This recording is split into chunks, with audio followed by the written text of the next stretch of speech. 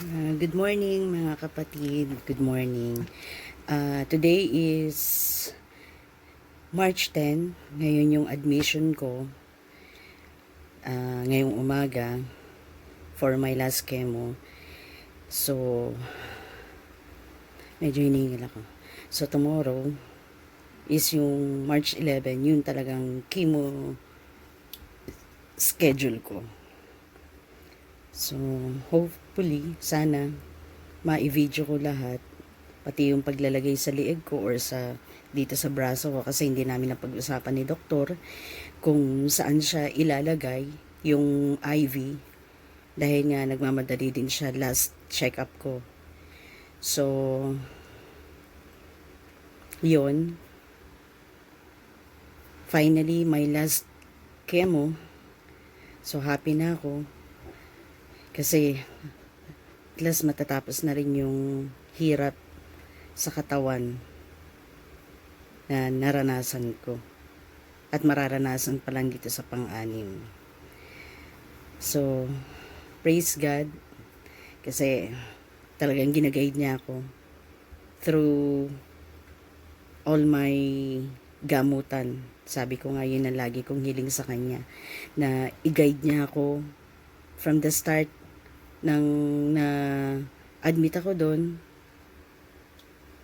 yung opera ko, at yung mga chemo ko. So, masaya ako. Kasi last ko na. So, mamaya ulit, itutuloy ko to. So, bye for now. See you later.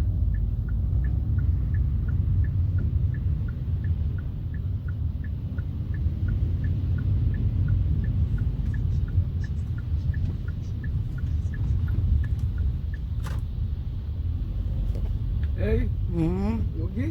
Yeah. Yep. So ngayon, nandito na ako sa ospital. Ang pangalan ko is Pangatlo. Yung support. So nag-aantay lang ako ng tawag ni doktor. Kasi interviewin pa ako. Antay-antay lang. May antay lang. Siguro mga 15 minutes or 10 minutes nandun na ako. So, see you again ulit. Sa ngayon, ito, waiting dito sa waiting area ng internal meds. Bago makapasok dito, ang higpit na. Syempre, una kukuhanin yung temperature ng katawan mo. And then, may answer sheet na sila ngayon. May fill upan ka na. Ibibigay mo na yung info mo. Sabi nga ni Ate Rose, in case na makitaan ka ng symptoms, yung matatawagan ka nila, or siguro para ma-file nila. Pero maganda naman yung higpit nila. Kasi talagang ilan yung nag-i-scan sa'yo bago ka makapasok. Kaya, safe ka. Kumbaga safe ka na alam mong walang coronavirus dito or anything. Ang mahalaga is yung higpit nila talaga is maganda. Okay siya. Ngayon, so antay lang ako dito. Na mamaya update ko ulit kayo. Guys, ako na. Good morning, Doc. Hello. Okay. Hold on. The IV will be here in my neck again, Doc. Here? Yes, Okay. and your cytotoxic chemo is off.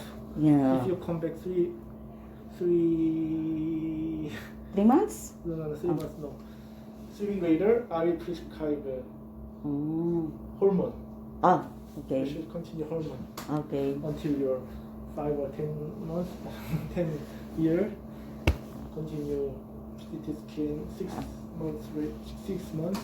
Mhm. It will be okay for you. Ah, okay. 잠시만요. So my discharge will be on Thursday. Okay. And your rate, okay, come back next Tuesday, 31. Okay. 31, March 31, okay.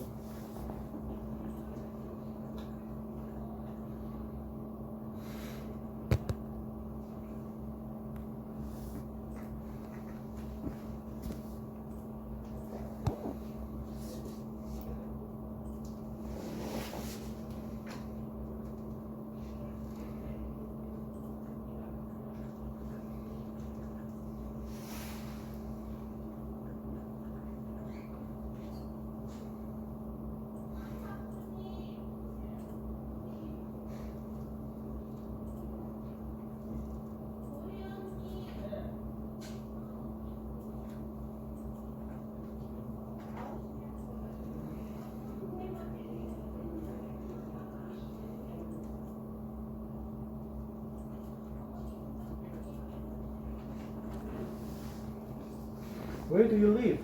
In Wolgok. Okay.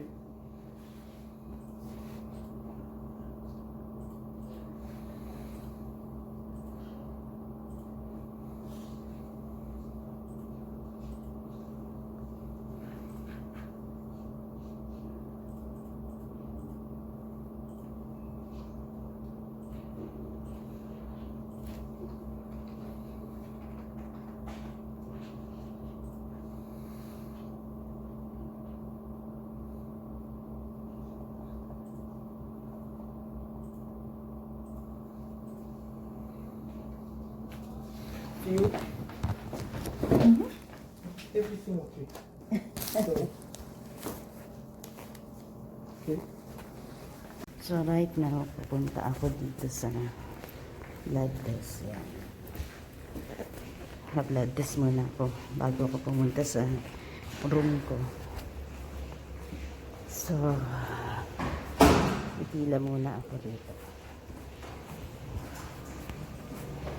Siyempre, kukuha ng number. Ito lang. Iwan ko yung gamit ko.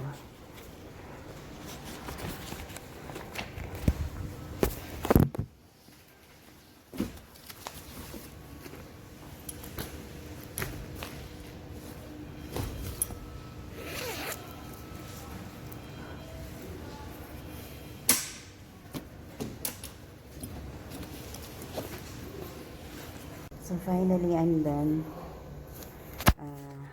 Blood test na ako. Sabi nung technician, I come here frequently raw. So, namumukha niya na ako. At pati pangalan ko, alam niya na. Sabi ko, ito na yung huling chemo ko.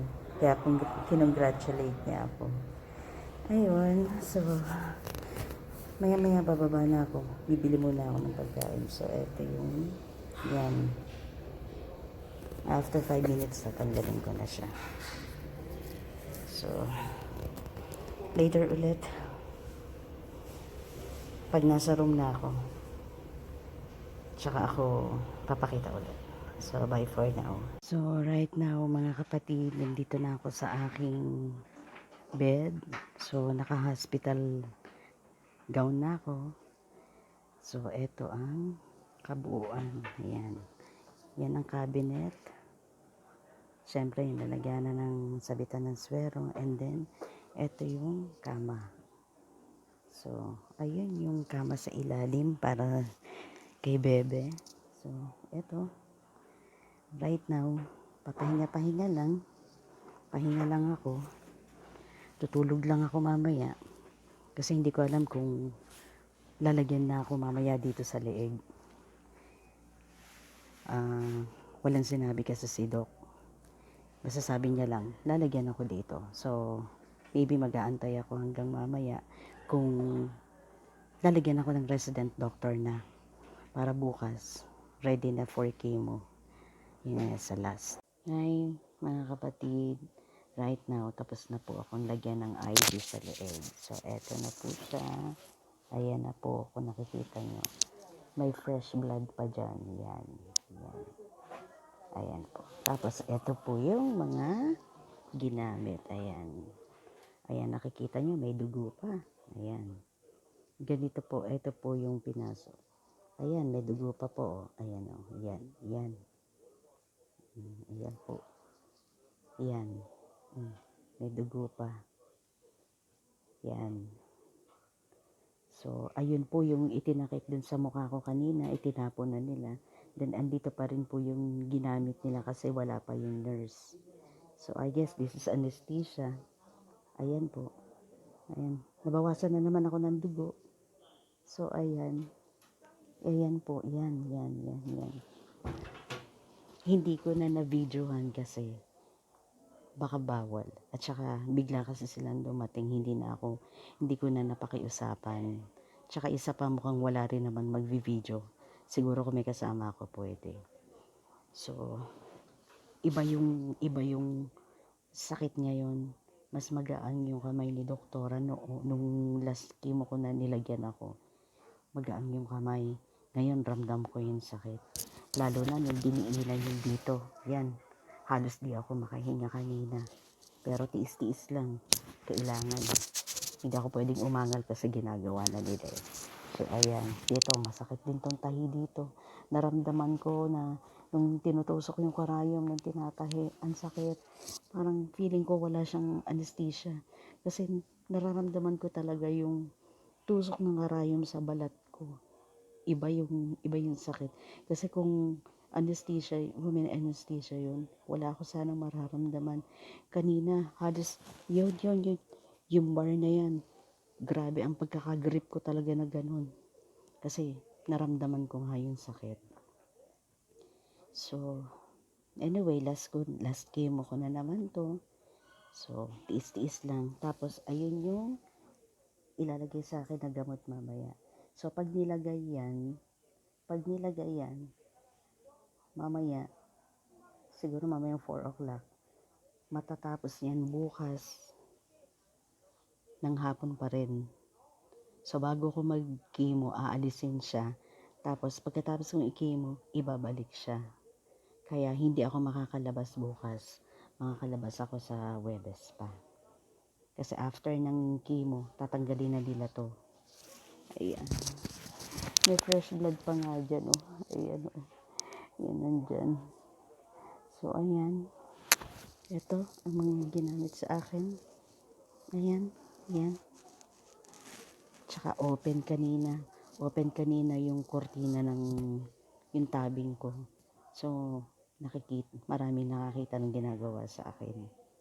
Although may takip naman yung mukha ko kanina, kasi kailangan may takip eh. At least hindi nila nakita yung reaction ko na nasasaktan ako, napapapikit ako sa sakit. Excuse me. Pero okay lang. Naramdaman ko nung tumusok na yung ito, yung ganito, yung tube na maliit. Yan. Ito. Nung tinutusok na nilang pag ano, nararamdaman sa loob. Siguro maraming makaka-relate dun sa sinasabi ko, nararamdaman yung pagpasok yung hanggang dito. Nararamdaman mo. Masakit siya ngayon. Masakit siya mga kapatid. Ang bigat. Hindi ko malaman kung mabigat yung kamay niya or ano. Pero, tiis-tiis lang. Tiis-tiis lang, tatalulin na naman. Kailangan magtiis. Kaya nga sabi ko, sa sakit na to, kailangan malakas ang loob mo. Kailangan yung kakalabanin mo yung takot na mararamdaman mo sa sakit na to. Kasi yung word na cancer pa lang, nakakatakot na eh. Yung iisipin parang, mamamatay na ba ako or ano. Pero kailangan kalabanin yun. Sa mga ganyang bagay, kailangan maging positibo pa rin tayo at kumapit lang tayo kay Lord. Kasi siya lang din talaga ang nakakaalam ng kapalaran natin. Siya lang din ang magsasabi kung hanggang kailan tayo. Pero syempre, kailangan lumaban tayo. Ilaban natin na gumaling tayo sa karamdaman natin. Kasi bukod sa sarili natin na tutulong sa atin at sa mga gamot at sa mga doktor, syempre, siya lang din ang Panginoon pa rin ang pinaka-great healer talaga. Siya lang yung pinakamagaling na doktor. So kanina habang ginagawa ito, syempre habang napapapikit ako, panidasal ko, sabi ko, Lord, gabayan niyo po yung mga kamay ng doktor na gumagawa sa leeg ko, naway maging tama po yung ginagawa nila at wala akong maramdaman na sakit kahit syempre imposible naramdaman ko naman kasi hindi naman pwedeng wala kang sakit na maramdaman sa ganito. But at least natapos na. I think 15 to 20 minutes lang yata. Pero in fairness, mas magaan yung kamay ni doktora nung last kumpara ngayon. Kasi parehong lalaki yung gumawa. So, ayun. Okay naman sila kasi nung alam naman nila kasi masakit, medyo tinapik-tapik ako, kinalma ako. Mababait naman sila, mababait pati yung mga nurse ngayon. Tsaka isa pa kilala na rin nila ako eh. Kilala na rin na nila ako kasi ilang buwan na akong pabalik-balik dito. So, for now, medyo antayin ko na lang yung nurse na maglalagay ng dextrose. Yun. Hindi ko alam. Yan. Hindi ko alam kung anong tawag dyan. Wala pa yung nurse na maglilinis din dito. Kasi pag ganito, nagra-round na yung mga nurse. Kanina inikutan na ako ni doktor. Tinanong na ako kung kumusta ako. Although wala pa ito kanina. I think hindi na siya makakabalik. Malamang bukas na yun ang umaga bago ako chemo. So, ayan. Yan ang kwarto. Yan sa likod ng pinto, may kwarto pa yan pero walang pasyente. Ayan, bakante. Doon sa dulo. Yung katabi ko rin bakante. Ayan bakante rin yun. So, ayun, konti lang talaga ang mga pasyente ngayon. Gaya nga nang sabi ko, hindi kagaya nung bago magpasko. Talaga mag-aantay ka pa ng room kung sino yung mababakante. Ngayon, hindi mo na kailangan mag-antay. Kasi, ang bilis na. Sa dami ng kamang bakante, ma-accommodate ka na. So, yun. Sa ngayon mga kapatid, iiwanan ko muna kayo. Kasi medyo masakit. Nararamdaman ko yan, lalo na pag gumaganyan ako. So, parang may stiff neck na naman ako. Feeling ko pag gumanon ako, parang matatanggal yung tahi. Feeling ko lang naman. Although naka-tape siya. Kaya lang kasi masakit yung dito, lalo dito. Ito, sakit. Yan yung dito. Masakit. So, hanggang bukas, pag nilagay na yung chemo drug sa akin, makikita nyo naman kung ilang piraso yun. So, itutuloy ko na lang ulit. Maaaring mamaya, pag lumabas ako dito ng kwarto, ituloy ko ito. So, sa ngayon, magpapahinga muna ako kasi ang sakit. So, salamat mga kapatid. Hanggang mamaya ulit. Didetalye ko na lang. Hi mga kapatid. Sa ngayon, ito yung unang chemo bag na nilagay sa akin. Chemo drug. So, ayan nakalagay. Bali, ito yung unang gamot na 2 hours. Mahigit. I think this is adriamycin. Dito na sunog yung balat ko eh. Natapang siya. So, 2 hours siya. Nilagay siya kaninang 1:45 I think. Kasi kinausap yata nung magtatanggal ng tahi ko na 5 o'clock babalikan niya ako. So, kanina, ka-video call ko si nanay ko. Nakita niya na sabi ko na ikakabit yung unang chemo bag sa akin. So, pagkakabit, namaya lumabas ako kasi kausap ko nanay ko. Sabi ko, naramdaman ko yung dito na parang mabigat na parang mainit. Sabi ko, ano to, ngayon ko lang to naramdaman. Tapos bigla akong umubo. Biglang so natakot ako, kinabahan ako. Sabi ko, Nay, tatawagan ko muna si Ate Rose kasi natatakot ako, ngayon ko lang naramdaman to.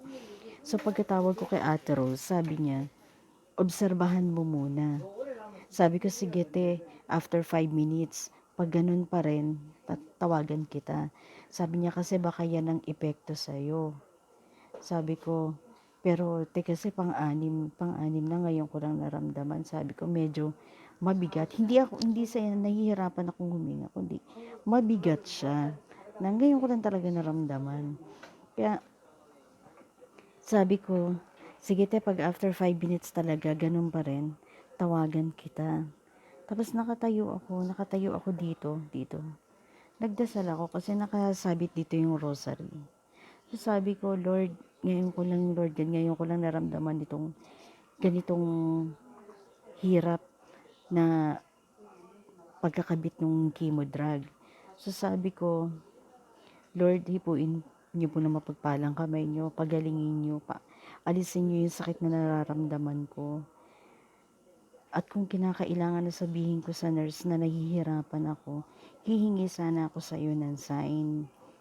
Sabi ko, pag may pumasok na nurse dito, habang nagdadasal ako sa iyo at pagkatapos ko magdasal, ibig sabihin, it's time na dapat na akong pumunta doon sa nurse station para sabihin to. So far, pagkadasal ko, maya-maya, nabawasan yung bigat na nararamdaman ko. Tsaka parang, hindi ko alam kung mainit or ano, basta nabawasan siya. Nabawasan. Until now. So, talagang God is good, hindi niya ako pinababayaan. Although, meron pa rin konti. Ito nga, nilagay ko yung rosary, oh. Nilagay ko yung rosary dito, sa loob. Yung pinaka-krus. Sabi ko, ikaw na bahala dyan, Lord Jesus Christ. Ikaw na bahalang gumamot. Alam ko hindi mo ako pababayaan. Alam kong gagabayan mo ako. So, sa ngayon, unti-unti nang nawawala. Kanina hindi ako makangiti talaga. Ubo ako ng ubo. Kaya uminom agad ako ng maligamgam na tubig. Siyempre, napapraning ako eh. Ngayon, okay na. So, after 2 hours, aalisin na yan. Tapos, papalitan ng dalawa na tig 30 minutes. So, sa ngayon, iwan ko muna kayo. Update ko kayo para sa pangalawa. So, dyan muna kayo. Salamat. Hi mga kapatid. So, sa ngayon, ito na yung pangalawang dextrose na nilagay sa akin after ng unang 2 oras. So, ayan naman siya. Yan is magtatagal na mga less than 30 minutes lang. So, hindi ko alam kung ano siyang ang ginagawa ko kasi after ng chemo, pinipicturean ko siya after ng chemo, tsaka ako siya ginugoogle translate kung anong gamot yon. So, ayan, pagka nilagay na yan ni nurse, yung pangalawang bag na yan, maya't maya na siya nabalik. Kasi, ayan, mabilis lang kasi ang tulo niyan eh. So, maya-maya lang wala na yan. So, kanina yung naramdaman ko sa unang chemo bag na nilagay is umokay na. Salamat talaga dito sa rosary. Salamat din sa pagsagot ni Lord God sa dasal ko kanina. Talagang hindi niya ako pinababayaan. Ito yung laging dalangin ko sa kanya. Na kada chemo ko, sana guide niya ako. Lalo na yung mga nurse or doktor na maglalagay ng cannula o IV sa akin. So, answered prayer ako. Dahil na rin sa dami ng mga taong nagdarasal sa akin. Kaya salamat sa inyo. So, yan. Maya-maya lang matatapos na yan. And then, yung isang bag naman ang ilalagay. Hanggang mamaya ulit. Hey, mga kapatid. So, ngayon, pangatlong dextrose na yung sinaksak sa akin. Bali, eto siya. Eto, yan. Yan. Mabilis lang yan kasi ang bilis ng patak eh. Oh, yan. So, yan. Nakikita ba? Yan. Ang bilis ng patak, oh.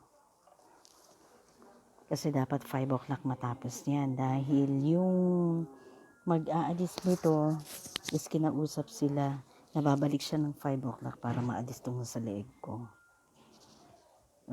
So ngayon, ayan, mabilis naman siyang matatapos. Finally, matatanggal na rin ito, makakatulog na rin ako ng maayos. At ganun, parang may dugo. At makakaano na rin ako makatulog na rin ako ng maayos.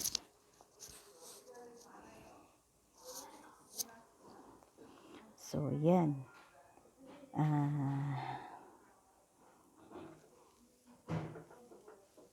Napakabilis naman ng tulog. Talagang binilisan. Kasi, ang dami ginagawa ni nurse na nakatoka sa akin. Habang binibipi ako, sinundo na siya nung isang bantay dun sa kabilang kwarto. Siya yung kinukulit. So, hindi ka kasi pwedeng i-video eh. Bawal kasi sa kanila, yun nga. Kaya hindi ko naparinig sa inyo yung usapan nila kahit di nyo naiintindihan. Pero ayan, finally, sabi nga niya, final. It's final. So, praise the Lord. At tapos na ako sa journey ko ng chemo. So, 31 ang balik ko dito. Then, bibigyan na ako ni doktor ng maintenance ko na tamoxifen for 10 years. So, hanggang mamaya ulit, sana payagan ako na ma-video ko yung pagtatanggal nito sa leeg ko. So, mamaya na mga kapatid. It will be a little uncomfortable.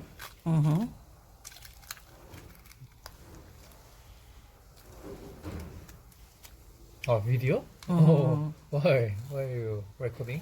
For my remembrance, Okay. I keep it Okay. because this is my last. Really? Yeah, last chemo. Right side more. Here. Good? Good. No. Yeah.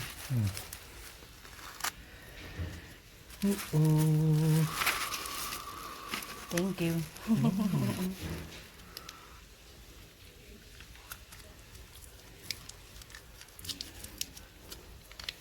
Congratulations. Yes. Yeah.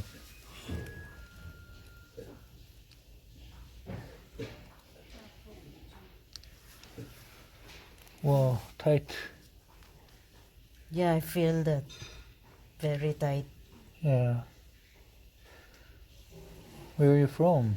Philippines? Oh. Why you living here? For work. For work. Yeah.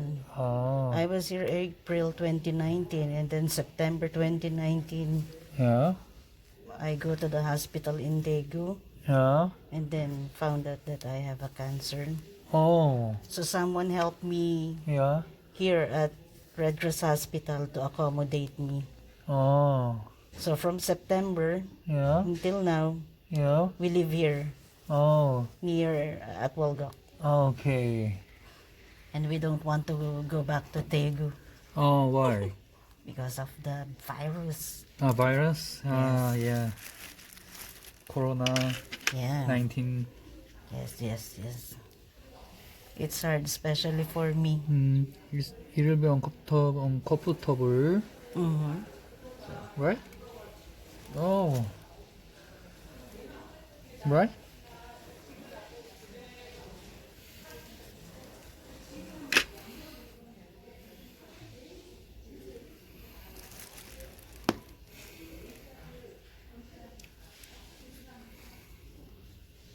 Ready done? No intern. You need To compress. breathe. You Okay. need compress Okay. because bleeding now Okay. from C line. Oh.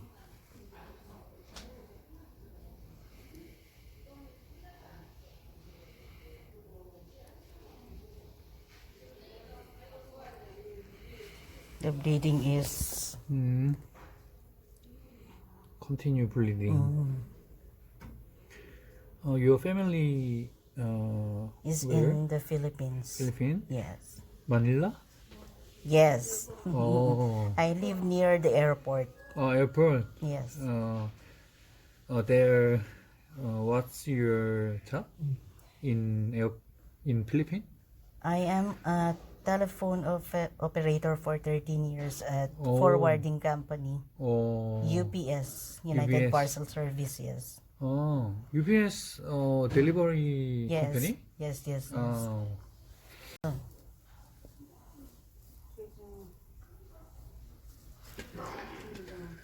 My friend invited me here mm, because I'm a single mom. mm, She wants to help me. nice. Oh, where is your child? Your child? In the Philippines too. Philippines. How was your Korean living? It's good. It's good. Yeah. Food I have- is alright, Yeah. and weather is alright. Weather. Yes. Oh, Especially the winter. winter. Yeah. You like snow?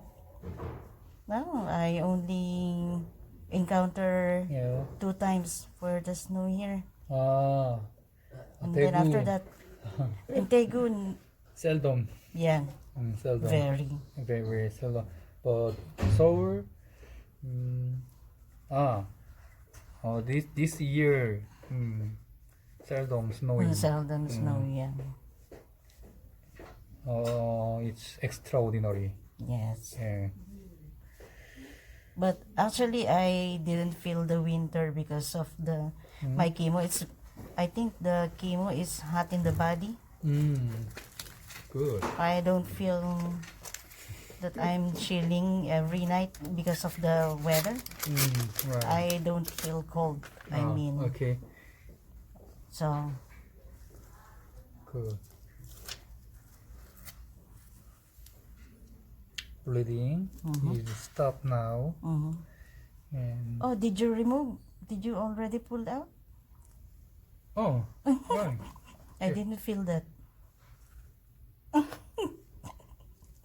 Recording that. Yeah, there it is.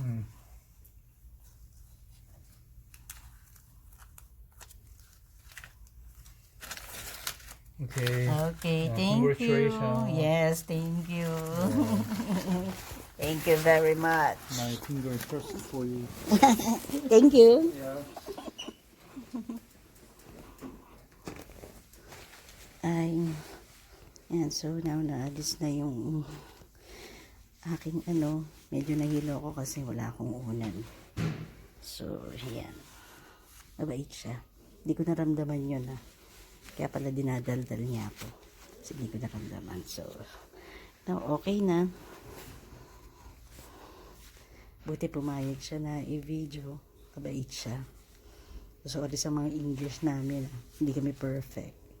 Pero mahalaga. Ayan na. Makakatulog na ako ng maayos. So, for now, yan yung journey ko sa aking last chemo. Mahirap. Lalo na dito. Sabi ko nga, mabigat yung kamay nung nagkabit kahapon, pero yung nag-alis naman yun, hindi ko naramdaman kasi dinadaldal niya ako. So, mabait siya, okay siya. Some doctor here, ay hindi naman pala, lahat pala ng doktor dito marunong mag-English. Nurse lang ang hindi, kaya medyo nahihirapan ako pag nurse yung kausap ko. So, nag-Google Translate pa ako.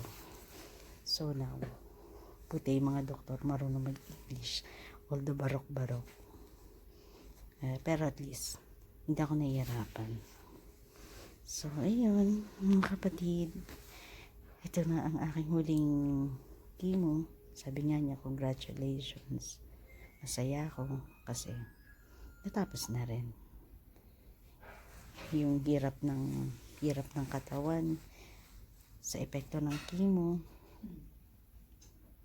Although, pagdadaanan ko pa yun for 2 weeks after nito. Okay na ako doon. Ang mahalaga, natapos ko yung session ko. Gaya ng sabi niya, finger crossed for me, sabi ni Doc. Kasi nga, syempre cancer free pa lang ako. Hindi pa ako cancer survivor. Masasabi kong survivor ako after 5 years. So, tagal-tagal pa yun. Kaya, yun. Laban lang. Laban lang. Huwag tayong panghihinaan ng loob. Kahit ano pang karamdaman niya, huwag tayong panghihinaan ng loob. Kasi nakaka-apekto yan sa atin, sa kalusugan natin, sa kalagayan natin. Imbis na manghina ang loob nyo, tawag lang kayo kay Lord God. Tawag lang kayo sa itaas. Hindi niya kayo pababayaan. Basta kapit lang tayo sa Kanya. At manalig tayo. At ialay natin ang lahat sa Kanya. Kung dumating man yung oras na tayo ay kuhanin niya, yun ang kapalaran natin. Pero dapat ilaban pa rin natin. Hindi porke sinabi ng doktor na may cancer ka, 1 year na lang ang itatagal mo, ganun ganyan. Siyempre laban. Laban lang tayo. Huwag tayong panghihinaan ng loob as much as possible. Kalabanin natin yung panghihina ng loob. Para sa atin yun. Sabi ko nga, unang-una tayo ang makakatulong sa sarili natin para gumaling tayo. Kung hindi natin tutulungan ang sarili natin, iaasa lang natin sa Panginoon. Paano yun? Sabi nga, diba, nasa Diyos ang awa, nasa tao ang gawa. Kaya, lakasan ng loob, labanan ng takot, para maging ayos tayo. And then, tumawag tayo sa Panginoon, araw-araw. Hindi niya tayo pababayaan. Hindi tayo pababayaan. Kami nga noon, na problema kami nung pagpunta namin dito. Kasi nga, actually, nung na-detect na may cancer ako, ang problema na kami. Siyempre, unang-una inisip namin, financial. Kasi nga, alam namin mahal. So, nung napunta kami dito sa Red Cross, financial pa rin ang iniisip namin. Although may mga tumulong at nahiraman, sabi ko nga kay partner ko, kamukat-mukat mo, hindi natin namalayan. Tapos na pala yung chemo ko. At ito na nga yun, tapos na. So, this is my last. Pero babalik-balik pa rin naman ako dito every 3 months siguro for my check-up. Kasi nga, 5 years. 5 years ulit. 5 years, malalaman na cancer-free ako. So, ayan. Ayan. Sakit pa. Yan, mangingitim yan. After niya, mangingitim yan. Mangingitim yung part na yan. Pero, parang sobrang bleeding nga. Oh. Dito, sobrang bleeding. Unlike nung nakaraan, hindi naman masyado. Kasi yung, tingin ko yung tinusukan noon, hindi na rin pwedeng tusukan ulit. Or ewan ko. Siguro yun pa rin. Yun pa rin yung tinusukan nila. So, yan mga kapatid. At least, yung huling chemo ko, na-share ko sa inyo ng step by step. Yun yung gusto ko eh. Yung ma-share ko para nalalaman nyo yung pinagdadaanan ng mga chemo patient, ng mga breast cancer chemo patient. Na mahirap. Talaga mahirap siya. Ganun sabi ko, di ba? Mahirap ang epekto ng chemo. Siyempre, namamatay ang mga good cells natin. Kaya nga, ayan namatay na rin siya. Pati yung mga buhok. Kilay ko na lang ang kumapit. Kilay ko lang ang hindi na kalbo. At least kumapit yung kilay ko. Kalbo na nga ako, wala pa akong kilay. Pero sa ngayon tumutubo na yung buhok ko, mahaba na, kaya natutuwa ako. So, Finally, mga ilang buwan, magkakabuko na rin ako. Pero hindi ko naman pinagsisihan. Unang-una, para sa mga kababaihan, kung may breast cancer kayo, huwag kayong manghinayang na ipatanggal. Kasi yun ang pinaka-the best decision na gagawin nyo para sa inyo. Huwag niyong isipin na hindi na magpapantayan. Kasi para sa inyo ang kaligtasan natin yan eh. Ako hindi ko inisip eh. Kasi nga, sabi ko, matanda na ako, 3 na anak ko. Pero, mas inisip ko yung kaligtasan ko eh. Kasi mahirap, kung bukol lang, sometimes bumabalik. Depende pa yun sa kung anong cancer meron kayo. Kaya halimbawa na natanggal na yung bukol sa daddy nyo, itanong nyo agad sa doktor kung anong klase ang cancer nyo. Siyempre yung stage sasabihin. Is it estrogen?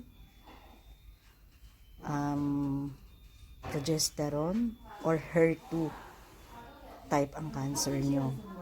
Kasi mahalagang ma-determine nyo kung ano yun eh. Kung ano doon. Para malaman nyo kung ano rin ang gamutan na gagawin sa inyo.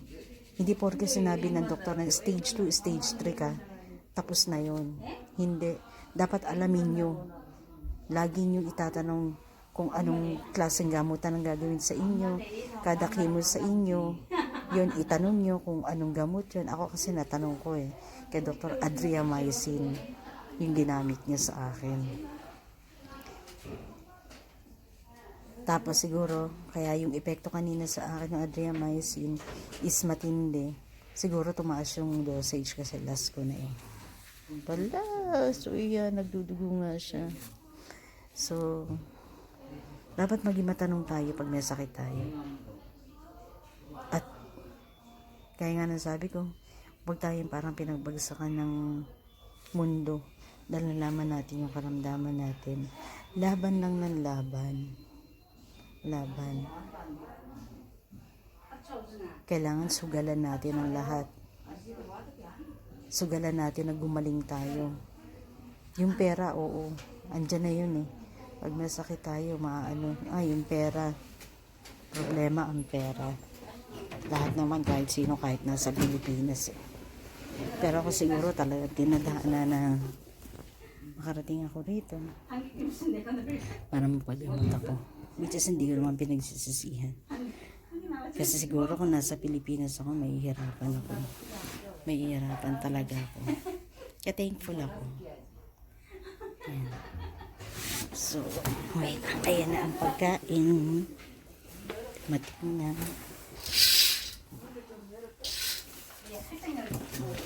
So, ayan yung cart ng pagkain. May monitor pa yan. Yan. Ayan yung nagdi-deliver. Yun siya. Babae siya. Ang ano kasi dito, ang breakfast kasi dito 7:30, ang lunch 12:30, and yung dinner is 5:30. Ang aga, no?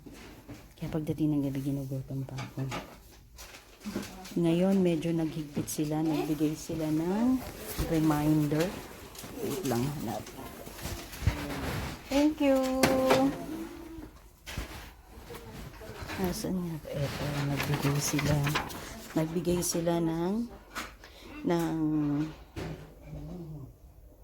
papel kanina to inform na starting today ang bisita na darating sa gabi hanggang 8 o'clock na lang.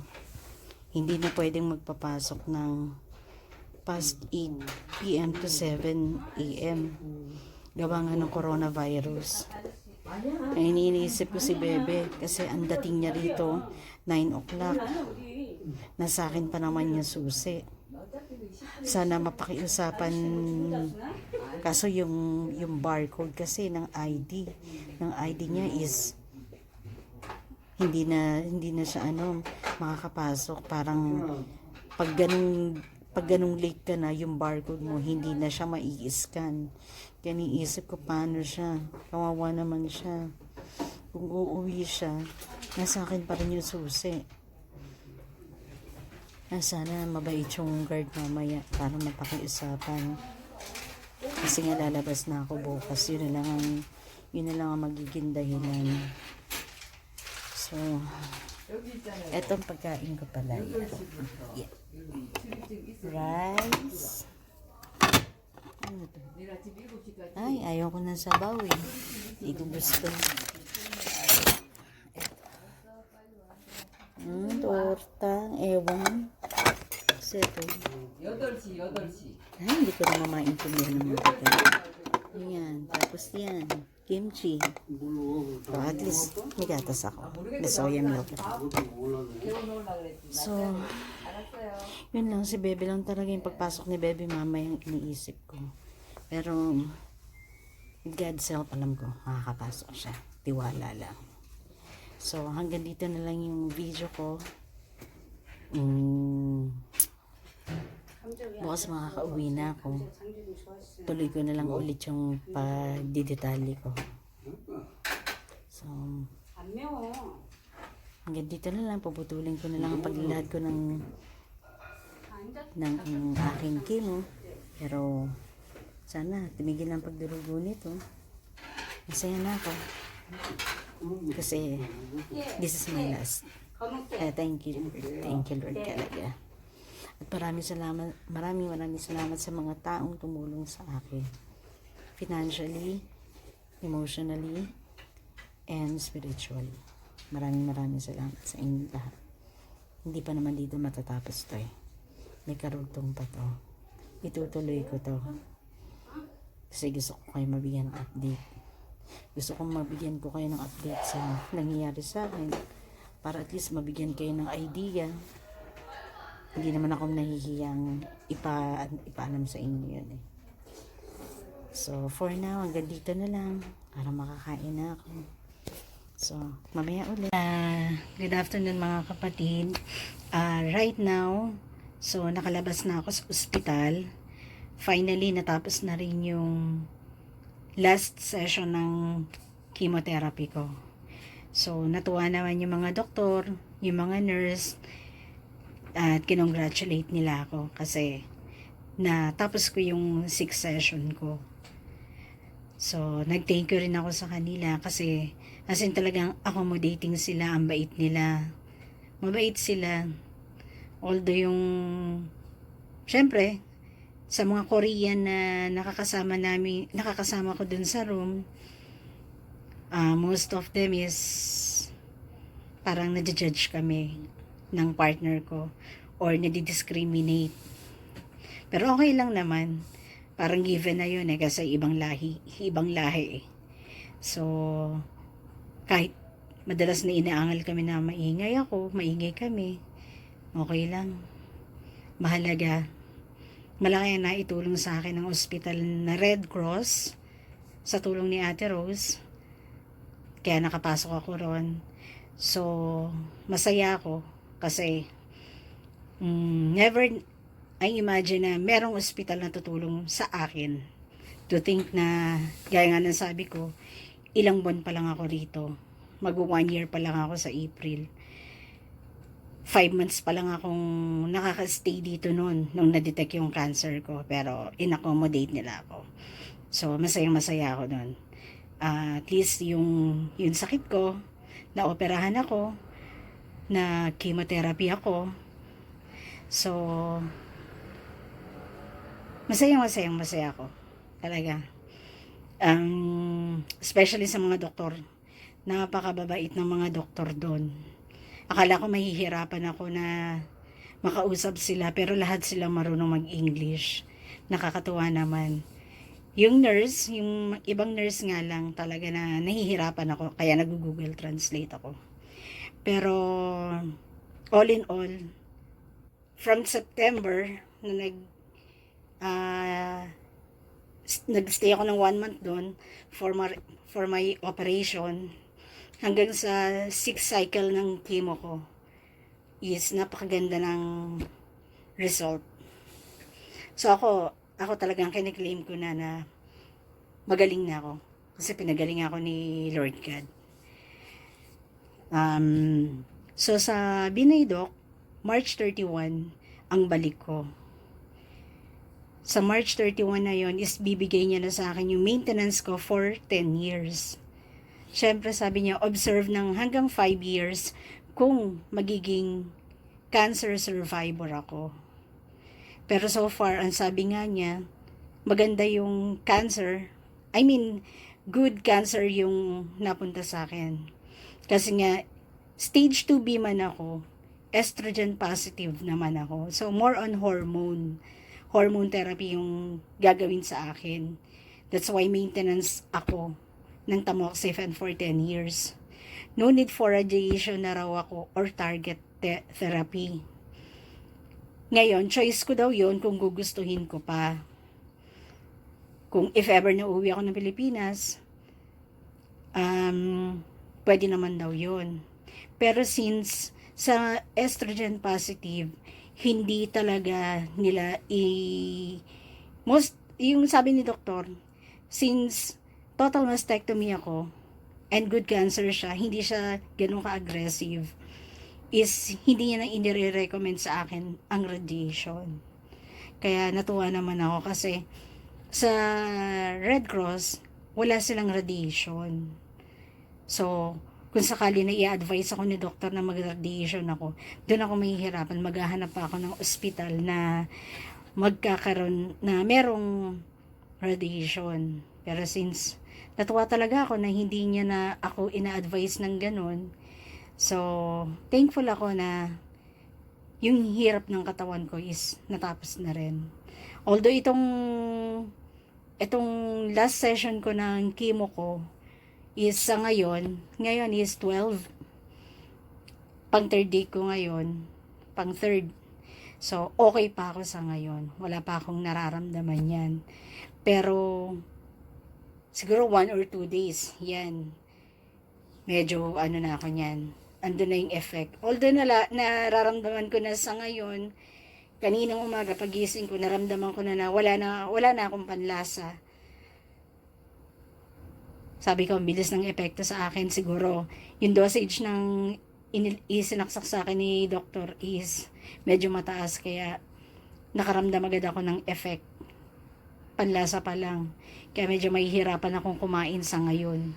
Yung mapili yung aking panlasa sa mga pagkain. Even sa tubig. Parang kung hindi mo pipiliting uminom, talagang nahihirapan ako mag-take ng tubig. Kaya ang ginawa ni partner, binibilan niya ako ng organic na orange juice. Pero syempre, umiinom din ako ng tubig kasi kailangan pa rin ng katawan. So, eto ang binigay sa akin na gamot ko for 4 days. Ang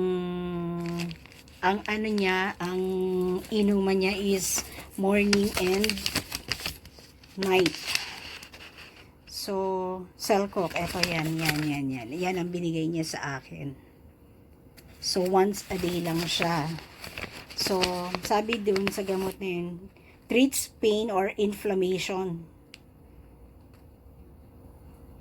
caused by arthritis, menstrual pain, or marami pa. Tapos sabi, take it with plenty of water. This medicine may cause stomach or intestinal bleeding. Tell your doctor if you have a history of stomach ulcers or bleeding, stomach pain, indigestion, gas or diarrhea. So, yung isang tableta na yon, may effect pa yon. So, after ng chemo mo, may effect na yung chemo drug na nasa katawan mo, tapos iinom ka pa nung gamot na yon, may effect pa rin yon. So, sa akin naman, wala siyang effect. Siguro dahil na rin sa ang dami ko kasing pinapainom sa akin na steroid. So, unang araw ng admission ko doon sa gabi, pinapainom na ako ng 10 to 12 pieces na ganong kaliliit na steroid. Tapos sa umaga, bago ako i-chemo, kinabukasan, tapos bibigyan pa ako ng 30 minutes before my chemo, bibigyan pa ako ng capsule na panlaban sa vomiting or nausea. And then, after noon, pag na-digest ko na yon, tsaka na isasaksak sa akin yung dextrose, yung chemo. So, tapos noon, sa gabi, painumin na naman ako ng steroid na 11 pieces. And then, kaninang umaga, binigyan ulit ako ng 11 pieces na steroid. So, kaya ganito ako kalaki, ganito ako kataba. Siguro kasi kakatake ko ng steroid. Pero nakakatulong siya. Kasi talagang, yung immune system kasi, sobrang baba. Nakakatulong siya talaga. Yun nga lang, after 3 days talaga ng chemotherapy ko, as in talagang bedridden ako. Masasakit na yung mga buto ko. Sometimes may manas ako, kagaya ng pinapost ko. Pero okay lang, at least ito na yung last. Kaya masaya na ako. Mapapahinga na rin yung, sabi ko nga, yung katawan ko sa hirap. Na kinakaya ko naman sa tulong ni Lord. At yung partner ko, syempre, yung pag-iisip niya ng pabalik-balik ko sa ospital at yung gastos, kasi siya nga lang yung nagtatrabaho sa aming dalawa, medyo mababawasan na rin yun. Sabi niya sa akin, kailangan ipahinga ko yung katawan ko bago ako magtrabaho. So, I don't know kung gano'ng katagal. Basta all in all ang gamutan sa akin ng Red Cross. Nagpapasalamat ako sa kanila talaga. Ganun na lang kada makikita ko yung mga doktor ko, yung mga nurse ko, 6th and 7th floor, kahit sa reception,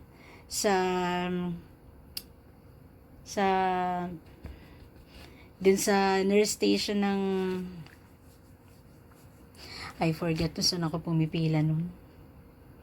Yung sa first floor. Basta sa first floor na yun, lahat pinapasalamatan ko yun. Kahit hindi yung nurse na nag-accommodate sa akin. Basta nasasalubong ko kasi nga nakikilala na nga nila ako eh. 6th and 7th floor, maging sa mga nurse station na napupuntahan ko, kilala na ako. Kasi nga, ilang buwan ako dun eh. September, October, November, December, January, February, March. 7 months ako sa kanila. Kaya nga sabi ko, yun yung naging second home ko. Literal na naging pangalawang bahay ko.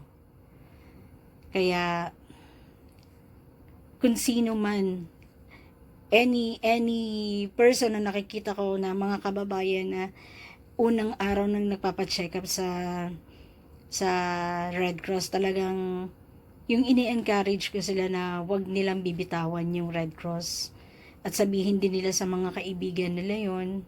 Kasi hindi naman lahat ng Pinoy, kahit matatagal dito, hindi nila alam ang Red Cross. Kahit nga sa Facebook lang namin, mga naging kaibigan ako na kahit hindi ko pa sila nakikita, nakaka-chat ko, talagang kinakwento ko yung journey ko. And minsan may nasasabi sila na mga kaibigan nila na dapat magpatingin, ini-encourage ko din. Sometimes nga binibigay ko pa yung FB ko para makausap ko sila. Kasi gusto ko ngang maranasan nila yung privilege na naranasan ko dun sa Red Cross. Kasi syempre hindi naman lahat ng mga artista na hindi naman ganun kalakihan din yung kinikita. Sometimes mga nag-aarbeit lang. Syempre dapat yun ang mga taong i-encourage natin. Yung sa FSK na grupo na dito sa Filipino-South Korean group na mga Filipino, yun, i-share ko rin din yung journey ko at mag-share pa rin ako ng journey ko itong last. Kasi gusto ko ngang magbigay ng inspiration sa mga kababayan natin na naghahanap ng ospital. Babae ka man o lalaki ka man, kung ano ang karamdaman mo, takbo lang kayo sa Red Cross. Hanggat meron silang naibibigay na discount. Sa ngayon, medyo naghigpit na sila kasi una, passport nga, updated passport. Pangalawa, updated bank account. And then yung pangatlo is contract lease ng inuupahan nyo na bahay. Or pwede rin naman kung may kaibigan kayo na upa, pwedeng yung contract din ng bahay nila yung mahiram nyo. Basta make sure na pag tinawagan ng social worker yung may-ari ng bahay na yon, yung nakapangalan na friend mo, kailangan iisa kayo ng sagot. Para hindi magduda yun sa social worker. Kasi ako nun, hindi pa ako hinanapan nun eh. Naging 50% lang yung binigay sa akin nung una kasi nga, yung passport ko is walang tatak ng entry. Ang tinatakan sa akin, yung sa visa ko mismo, tinatakan ng immigration ng use. So, hindi na kami nakakuha dun sa council office or city hall ba yun ng entry ko kasi matatagalan. And besides si Ate Rose, hindi pa niya naranasan na yung nangyari sa akin na pupunta doon. So, pinakiusapan talaga ni Ate Rose nung una yung Red Cross na social worker. Since nakapag-provide naman ako ng ticket ko, yung kopya ng ticket ko, tapos yung kasi doon nga tiningnan nila kung talagang sa Incheon ako bumagsak eh. Kasi baka mamaya sa Jeju ako bumagsak. So, sa Incheon, nakita nila yung ticket ko, yung itinerary ko, and then yung katibayan na may kinita ako, na may sinahod ako, kahit ilang buwan pa lang ako nagtatrabaho, nagpadala ako sa Pilipinas. Kailangan makita rin nila yon. Tapos ano pa ba? Hindi ako hinanapan ng bank book nun eh. Although meron naman ako. Basta yun lang yung hinahanap. At saka yung phone number na pinagtatrabahuhan ko noon. Yun ang mga kailangan noon.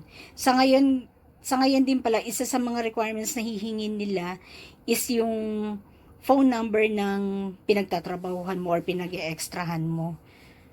Kasi minsan pinatatawagan nila sa iyo yan para mapatunayan ng social worker na talagang nag-arbeit ka or nagtatrabaho ka sa kanila.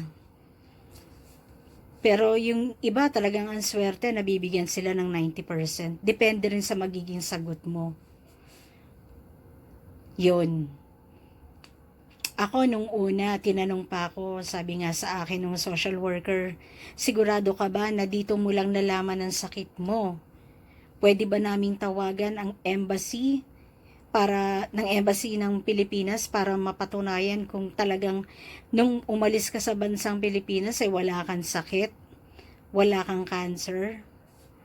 Sabi ko, yes, I can give you even the number of my doctor na tumitingin sa akin doon.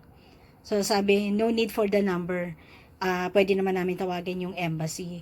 Pero hindi naman nila ginawa. Basta binigyan ako ng 50%. And then, nung tiningnan na ako ng mag-o-opera sa akin na doktor, talagang kinausap ko siya na, Doc, I want to be honest with you. Can you help me na madagdagan nga yung discount ko? Kasi 50% struggle pa kami dun sa magiging kalalabasan kung magkano yung magiging bill namin. And then after ng pagkakausap namin ni doktor, sinagot niya ako, okay. Maya-maya, nung sumunod na, yung pumanik na kami ni partner sa room ko, kasi naka-confine na ako nun. Pinapunta niya talaga yung social worker sa bed ko, sa kwartong ng kung saan ako naka-admit. Tapos doon niya na ako in-interview. So, dinagdagan niya ako ng 20%. Yun sabi ni doctor. Kaya naging 70% ako. So, malaking bagay na yun.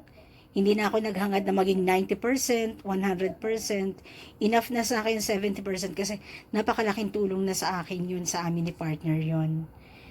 Pero yung iba talaga na nakausap ko doon, 90% ang binibigay. Kasi nga syempre siguro sa sa tagal na rin, kasi ako nga 5 months lang ako na nag-i-stay pa lang dito. So, lahat talaga accommodating sila, talagang attentive sila sa lahat ng pangangailangan mo. Kaya ini-encourage ko yung mga kasama natin dito na naghahanap ng ospital na makakatulong sa inyo. Try nyo ang Red Cross. Try nyo. Malaki maitutulong sa inyo.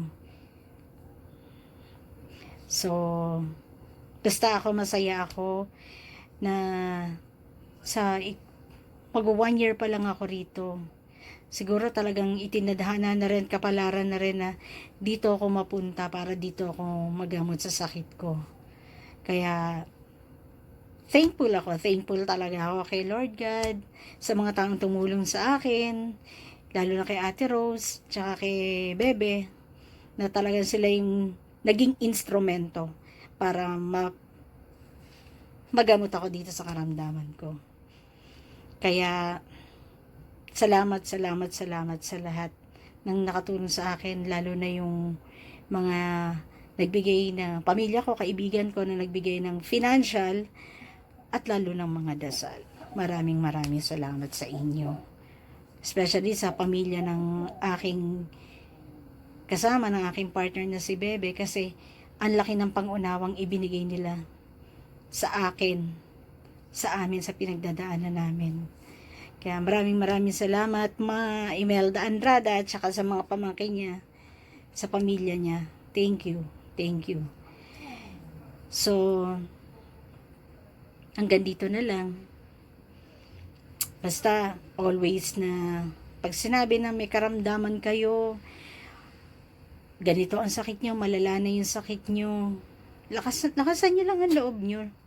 Tanggapin nyo lang ng buong puso. Siyempre masakit man, pero wala na tayong magagawa kundi yung acceptance. And then, pangalawa, tumawag tayo sa itaas. Kasi siya lang, sabi ko nga accept natin kung ano yung karamdaman natin at tulungan natin yung sarili natin na mapagaling. Kasi nga, nasa tao ang gawa, and then magdadasal tayo sa Kanya at hihingi tayo ng tulong dahil nasa Diyos ang awa. Yun. Huwag niyong isipin na binigyan kayo ng karamdaman ng Panginoon, na sinusubukan kayo, mapagsubok yan sakit niyo, kasi hindi siya ganun. Hindi niya tayo binibigyan ng sakit o pagsubok. Dahil ang gusto nga niya yung maging maayos tayo. Lahat ng nangyayari sa atin is proseso ng buhay yan na dapat nating pagdaanan. Swerte yung iba na walang sakit. Pero iba-iba nga yung mga pinagdadaanan ng mga tao. Proseso ng buhay yan Hindi tayo sinusubukan sa tatag natin or Yun sabi nga, pagsubok lang yan. Sinusubukan ni Lord God kung gaano ka katatag, gaano ka Ako hindi kasi ako naniniwala dun Kasi yung akin, yung sakit ko, pagiging abuso ko sa katawan to, tsaka isa pa lahi sa mother and father side niya na may cancer. Yun, kasi yung kaibahan, yung karamihan sa atin, pag may karamdaman at saka lang tumatawag dun sa taas, mali yun. Kahit na nagdadasal tayo araw-araw, kung magkakasakit tayo. Dahil na rin dun sa kagagawa natin. Dahil na rin sa, hindi naman tayo perpekto. Hindi naman perpekto tayo na ipinanganak na para hindi magkasakit at maghirap. Lahat tayo daraan sa proseso ng buhay. Basta wag lang natin kalilimutan ng tumawag sa Panginoon, magdasal, magpasalamat, humingi ng tawad. Kasi siya lang talaga, bukod sa sarili natin, siya lang ang makakatulong sa atin at yung pamilya natin at mga kaibigan na magdarasal sa atin. Kaya kapit lang tayo sa itaas.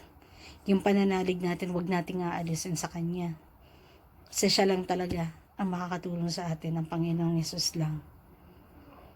So, sa ngayon, dito ko natatapusin yung paglalahad ko ng huling chemo session ko.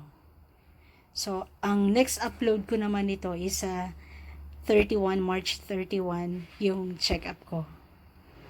So, for now mga kapatid, maraming salamat at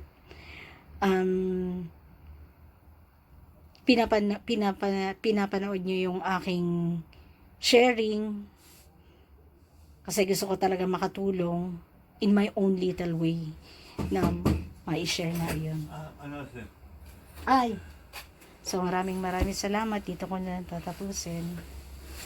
And God bless to all. Thank you mga kapatid. Bye.